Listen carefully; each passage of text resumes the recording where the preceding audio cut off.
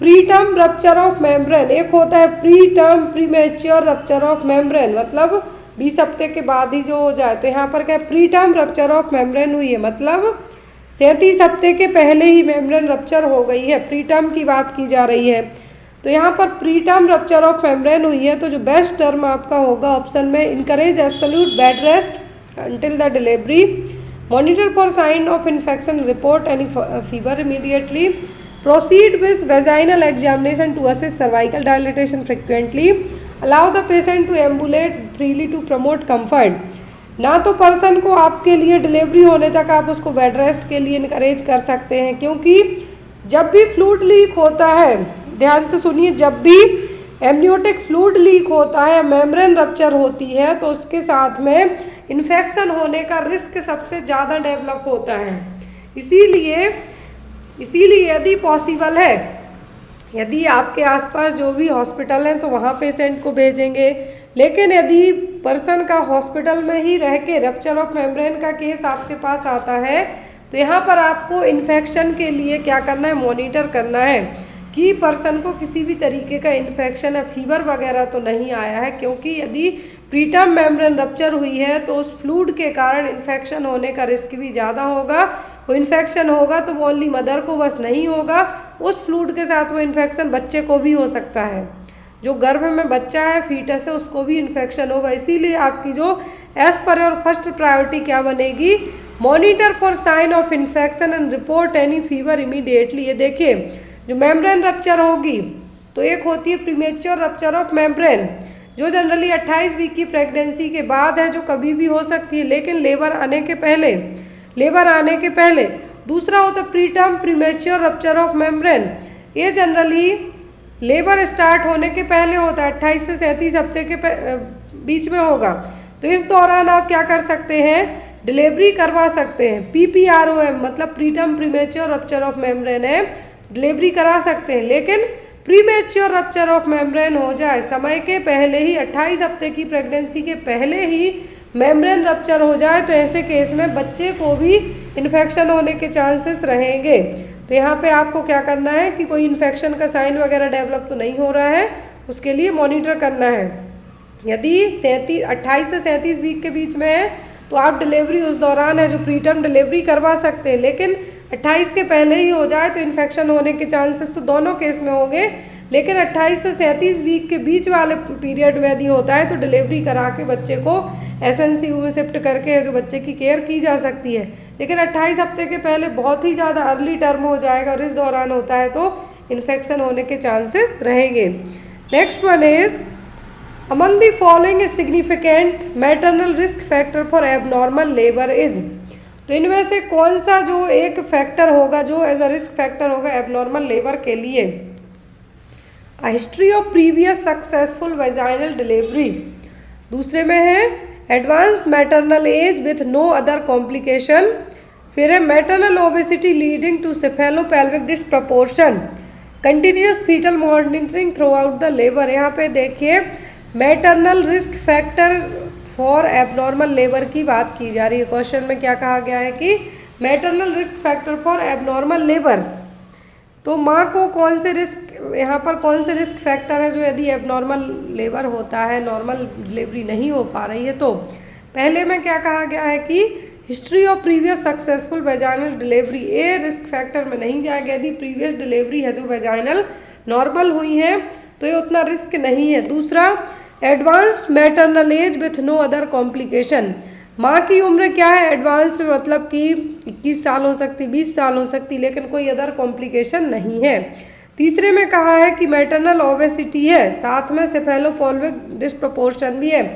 सेफेलोपेल्विक डिस्प्रपोर्शन का मतलब होता है कि बच्चे का हेड बड़ा है, माँ के जो पेल्विस एरिया के थ्रू, जो पेल्विक बोन्स के थ्रू बच्चे को जाना है वहाँ से, तो ये कंडीशन नॉर्मल डिलीवरी करवाने के लायक है ही नहीं। ये ऑलरेडी हाई रिस्क प्रेगनेंसी में आएगा। यदि CPD का केस है तो सेफेलोपेल्विक डिस्प्रपोर्शन का केस है कि मैटरनल पेल्विस जो बोन्स हैं वो छोटी हैं कंपेयर टू बेबी का जो साइज बाहर आना है, जो एक वे बनाया जाना है उसके लिए, तो ये क्या है सेफेलोपेल्विक डिस्प्रपोर्शन, ये ऑलरेडी हाई रिस्क में है। फिर continuous fetal monitoring throughout the labour, तो आपका ना तो A होगा, ना B होगा, ना D होगा, ये होगा आपका maternal obesity leading to cephalopelvic डिस्प्रपोर्शन। सेफेलोपेल्विक डिस्प्रपोर्शन में होगा क्या कि बेबी के हेड का जो साइज है टू लार्ज है, या तो हेड का साइज या बॉडी टू लार्ज है मदर के पेल्विस से, मतलब जो दोनों के बीच का रेशियो होना चाहिए वो नहीं है। तो इससे क्या किया जाएगा, यहाँ पर एक कंडीशन ऑलरेडी और ऊपर से माँ क्या है, ओबेसिटी है, मोटापा छाया हुआ है, और मोटापे के साथ साथ सीपीडी का भी केस है, तो ये क्या होगा, रिस्क फैक्टर ही होगा एक तरीके से। Next one,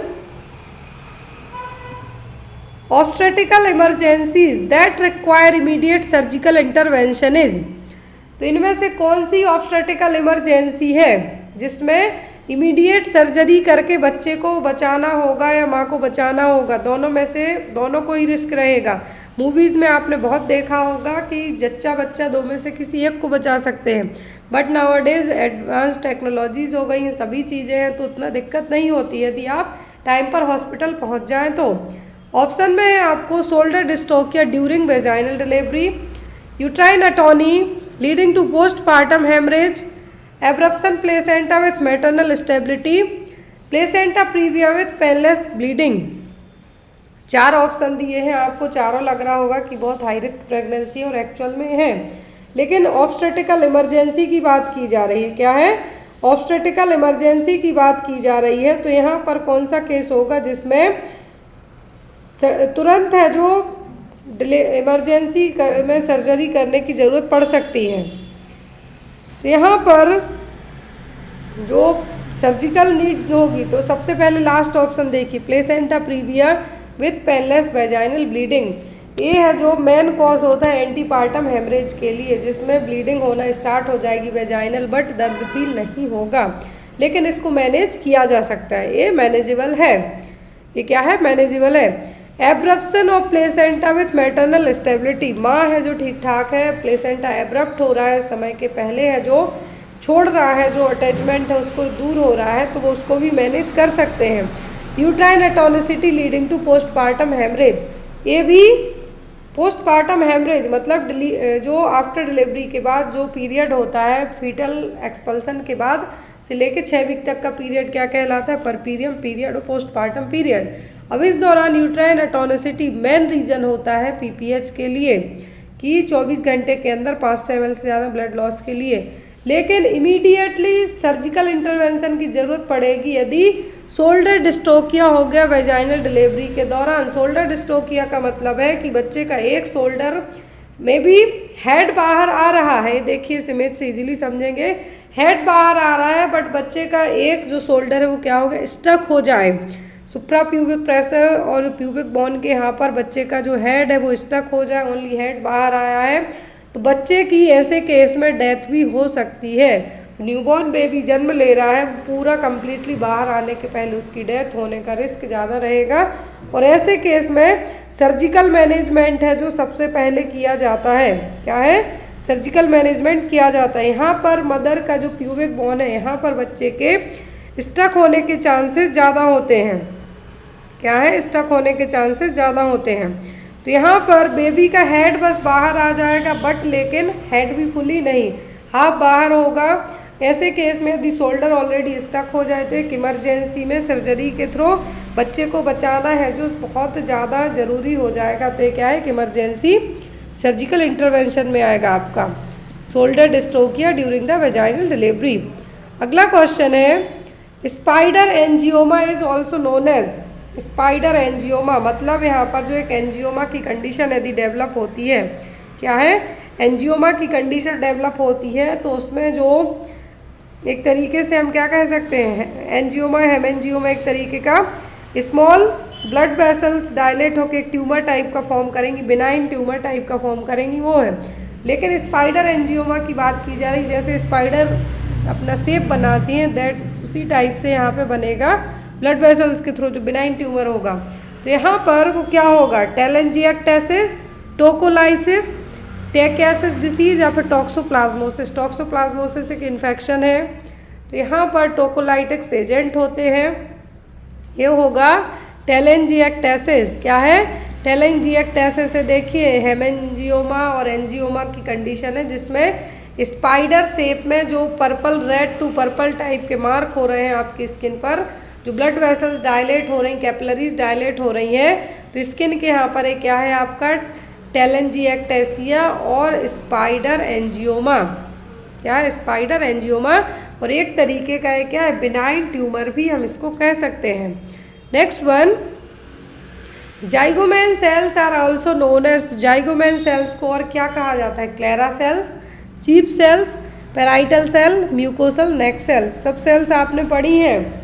zymogen sales, जाइगोमैन cells को कहा जाता है चीफ सेल्स। क्या है? Chief cells, gastric chief cells, peptic cell और गैस्ट्रिक जाइगोमैनिक सेल, जो कि गैस्ट्रिक ग्लैंड की सेल्स है। ये क्या रिलीज करती हैं? पेप्सिनोजन और गैस्ट्रिक लाइपेज। क्या है? पेप्सिनोजन और गैस्ट्रिक लाइपेज, साथ में रेनिन जो काइमोसिन है उसको भी रिलीज करने का काम करती हैं कुछ एनिमल्स में। किसमें? कुछ एनिमल में। बट ह्यूमन बीइंग में जाइगोमैन सेल्स क्या है? चीफ सेल्स, गैस्ट्रिक सेल्स और पेप्टिक सेल, जो कि लाइपेज और पेप्सिनोजन को रिलीज करने का काम करती हैं। Next one is the gland located in the mediastinal cavity anterior and above the heart. तो कौन सी ग्लैंड है? कौन सी ग्लैंड है? Mediastinal cavity and anterior and above the heart, heart के ऊपर है बट मीडिया एक्सटर्नल कैविटी के एंटीरियर हिस्से में है। वो कौन सी ग्लैंड होगी? एड्रिनल, थायमस, पिट्यूटरी या पिनियल? कौन सी ग्लैंड यहाँ पे होगी आपकी?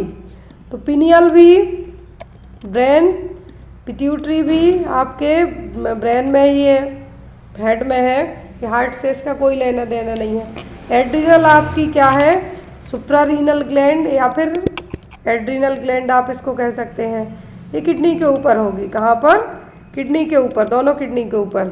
अब बचती है आपकी थाइमस। थाइमस ग्लैंड की खासियत क्या होती है कि इसको हम एज ए लिम्फेटिक ऑर्गन में भी कंसीडर कर सकते हैं इम्यूनिटी के लिए। लेकिन यहाँ पर एक ग्लैंड जैसे जैसे हमारी उम्र बढ़ती जाती है वैसे वैसे ग्लैंड डिसअपियर होते जाती है। जैसे न्यूबॉर्न बेबीज़ में एक ग्लैंड प्रॉपर विजिबल होगी, चाइल्ड एज में होगी, बट एडल्ट एज के आगे जाते जाते आपकी ये ग्लैंड है जो विजिबल नहीं होती है, चाहे एक्सरे कराओ या कुछ कराओ, जो श्रिंक हो जाती है। उम्र बढ़ने के साथ साथ जो ग्लैंड है क्या है? श्रिंक हो, वो एक ओनली ग्लैंड यही है, थाइमस ग्लैंड। क्या है? Thymus gland. और यही ग्लैंड है जो मीडिया एक्सटर्नल कैविटी के एंटीरियर हिस्से लेकिन हार्ट के ऊपर सिचुएटेड होती है। देखिए आप यहाँ पे, मैं थोड़ा सा बड़ा करती हूँ, ये देखिए यहाँ पर क्लियर है।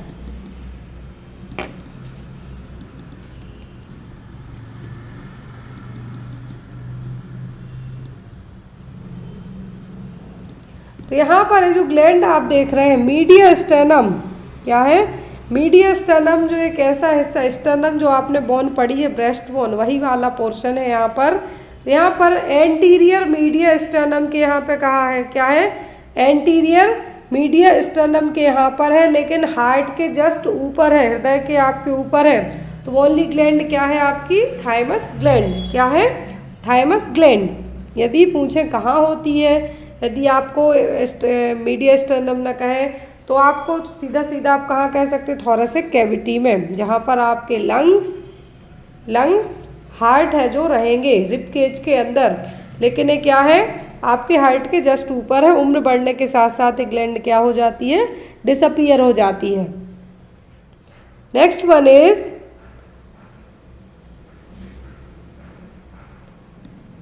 the edema grading in which the pitting test cause a 6 mm pittage। Oedema जो आपको स्वेलिंग होती है उसको एक ग्रेड दिया जाएगा यदि 6 mm तक का पिट बन गया। आपने स्किन प्रेस की, पिंच की, तो पिट करने के बाद जो पिटिंग टेस्ट किया जा रहा है तो कितने ग्रेड का होगा? यदि 6 mm तक का पिट बन जाए तो ग्रेड 4, 3, 2, 5। कितने mm में कौन सी ग्रेड में कंसीडर होगी यदि 6 mm तक का पिट बन गया तो यदि आप एडिमा को ग्रेड में कंसीडर करते हैं तो टोटल 4 हो जाएंगे, टोटल 4 ग्रेड होंगे। तो यहाँ पर 6 mm तक का पिट बनता है तो कितने पे आएगा? ये होगा 3 पर। कितने पर? ग्रेड 3। अब यहाँ से समझिए, आपको यहाँ से इजीली समझ में आएगा। Just wait, is it visible? तो यहाँ पर ये देखिए एडिमा जो नॉर्मल फूड है हमारा, और जो यहाँ पर हम पिटिंग एडिमा स्वेलिंग वाले फूड को चेक कर रहे हैं, ठीक है।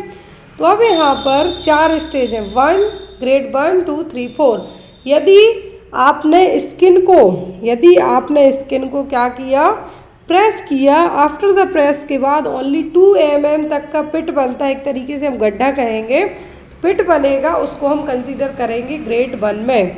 इसमें 1 में 2 mm तक ओनली डिप्रेस्ड होता है, जो बहुत रेयरली डिटेक्टेबल भी होता है, और तुरंत ही वापस से स्किन रिवर्ट आ जाएगी, तो वो किस में आएगा, ग्रेड 1 में। अब आता है ग्रेड 2। क्या है ग्रेड 2?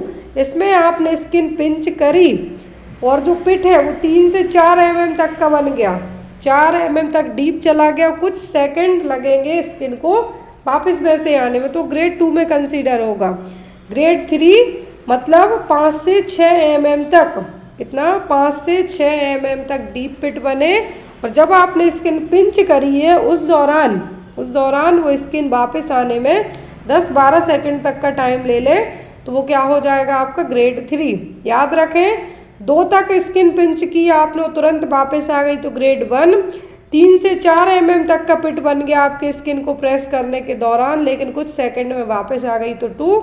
ग्रेड 3 में आपने प्रेस किया, अपने थंब से प्रेस करने के बाद आफ्टर दैट थंब या कोई फिंगर से, तो 5 से 6 mm तक का गड्ढा बन गया, पिट बन गया, और वो 10 से 12 सेकंड का टाइम लेता है रिबाउंड वापस आने में, तो 3। जब बहुत ही डीप तक आपने प्रेस जैसे इन 3 स्टेज के लिए किया, चौथे में भी किया, लेकिन 8 mm तक चली गई स्किन अंदर को, और वापस आने में 20 सेकंड से ज़्यादा का समय लग गया, मतलब कि ग्रेड 4 एडिमा।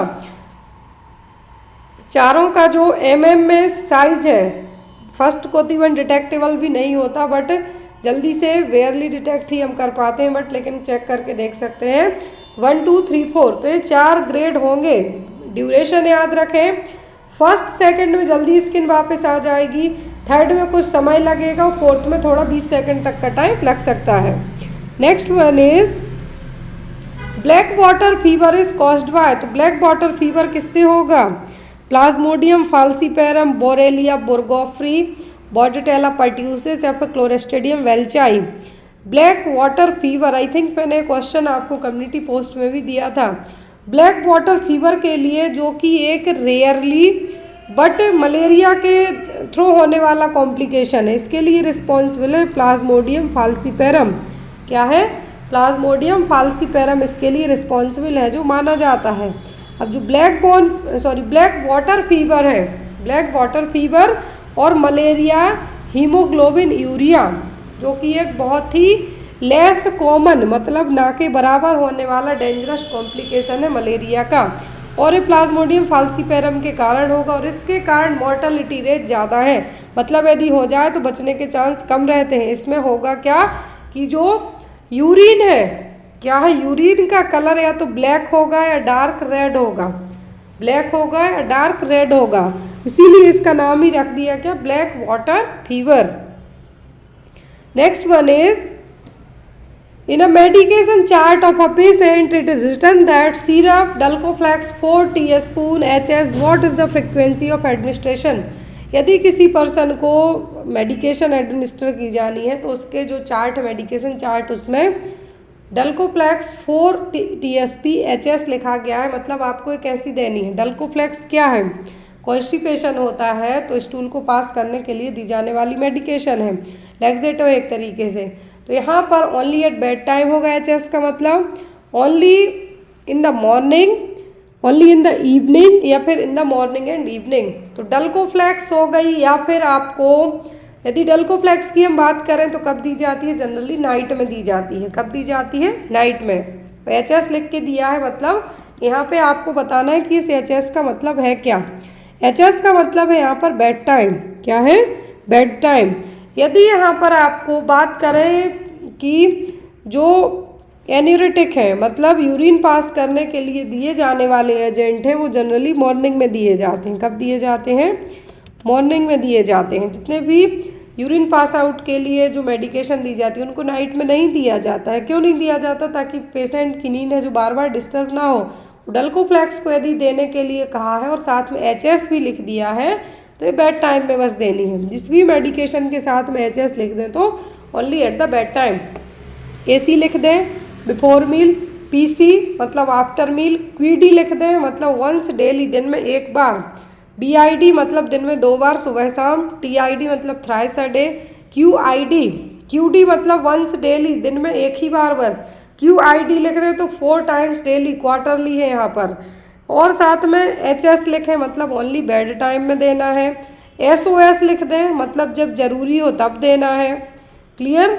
तो एक क्या है SOS या PRN लिखते हैं तो क्या है जब ज़रूरत हो तब देनी है। NPO मतलब निल पर ओरल, तो यहाँ पर नथिंग बाय माउथ मतलब कुछ भी नहीं देना है। IM भी इन सब के आपको पता है। Next one is which laryngeal cartilage is also known as the cartilage of सेंटोर्नी।